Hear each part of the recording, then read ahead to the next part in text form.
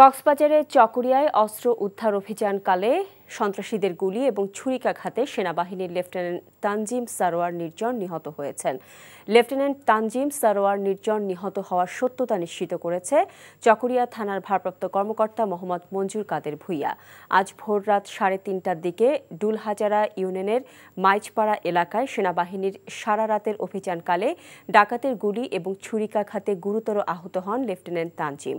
প্রথমে তাকে রামু খ্রিস্টান হাসপাতালে নেওয়া হয়। সেখান থেকে রামু সিএমএইচে নেওয়া হলে কর্তব্যরত চিকিৎসক তাকে মৃত ঘোষণা করেন। এ সময় ডাকাত দলের সদস্য জিয়াবুল এবং বেলাল সহ 3 জনকে আটক করা হয়।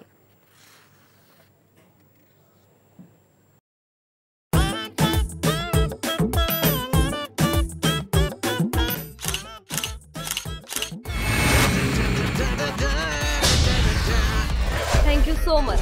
শুধু থ্যাঙ্কসই দিবেন আর কিছু দিবেন না? যদি দেওয়ার মতো হয় সো যে কোনো কিছু। খুব খুশি লাগলো আপনার সাথে ডিল করে। ডিল ডান।